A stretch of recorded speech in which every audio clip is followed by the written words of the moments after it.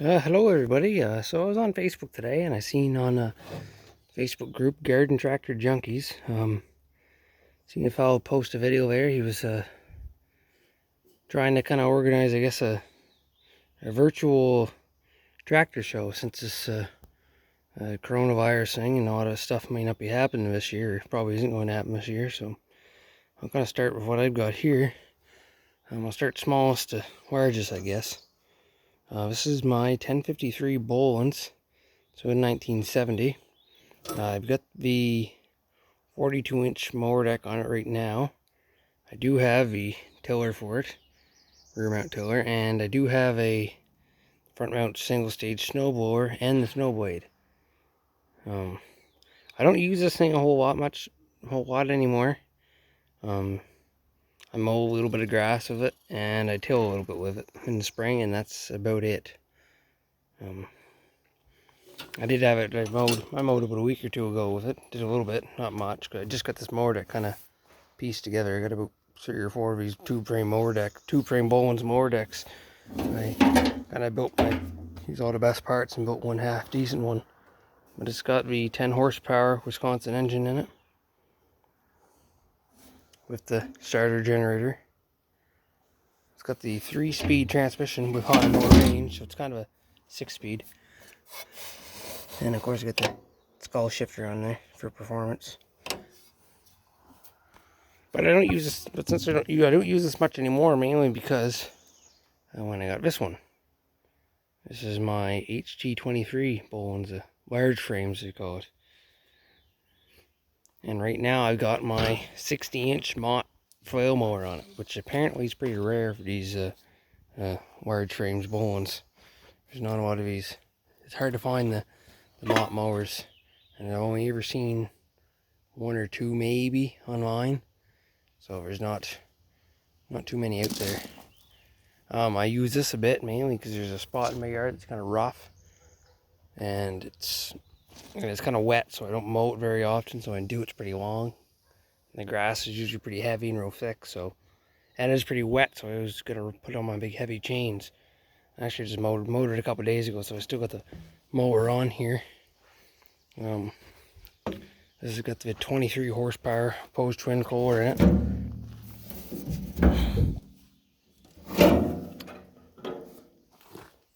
Lots of power for this thing. Manual PTO on it. And it's got high motor range. It's hydrostatic with hydraulic lift with hydraulic lift, and it's got the hydraulic ports on the rear and on the front. I do get the front mount single stage snowblower for this. And I've got that 2-stage snowblower, which I'm going to build to fit this. But for anyone who may have a Bohlins, either a large frame like this or a tube frame for your series, you know that the motor is actually kind of set in backwards compared to just about every other garden tractor, or any. At least I know of the Cub Cadets and the John Deeres, and I don't know what else, but a lot of them set in the opposite way. But these have the flywheel up in the front. So when you're trying to find a snowblower, they all spin the opposite way of it. Like, you can't take one off of any other brand garden tractor really make them fit, because if you stand looking at the front, the chute's offset on this side here. Normally it's on this side, like any ever walk behind snowblower, or even belt driven ones off newer lawn tractors, everything, they're all on this side. So these Bohlins, it's all PTO. You get the splines up here in the front, same as that one, similar setup. It's got your splines there in the front. And a lot of garden tractors, I know some of the Cub Cadets. At least I know some of the Cub Cadets. At least I'm used to the little bit newer Cub Cadet garden tractors, like the 3000 series and stuff. I've been around a few of those. I do work at a Cub Cadet dealer, so I just know those for sure. Have a kind of a similar setup to this, and I know there's some other brands that are quite similar too. So the problem is that since it's belt driven directly out the engine, it spins the same way as the engine. But since the engine sits in the opposite way, well, your PTO spins the opposite way of everything else. So I did manage to find that blower that I can make work. I don't know what it's from originally, somebody had a motor mounted on it and you was using it in front of an ATV. Don't blow with that way. So that'll help a lot moving snow, because the single stage, I mean, they work okay, and this has lots of power and hydrostatic, so it's not too bad trying to use a single stage snowblower.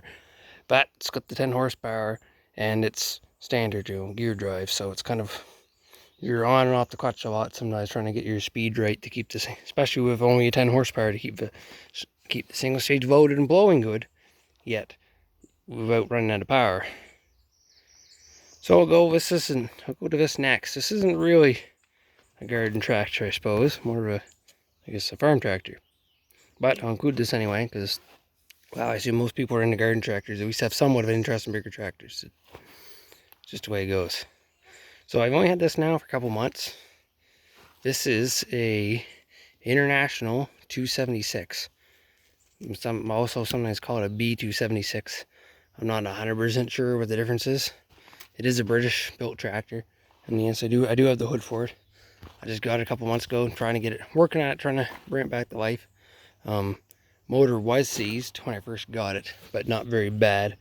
I just put some oil on the spark plug holes, some ATF with a soak for a day, put a bar on the end of a crank, and just a little bit of wiggling, careful back and forth, it freed right up, and it runs good now, doesn't smoke, seems to have good compression.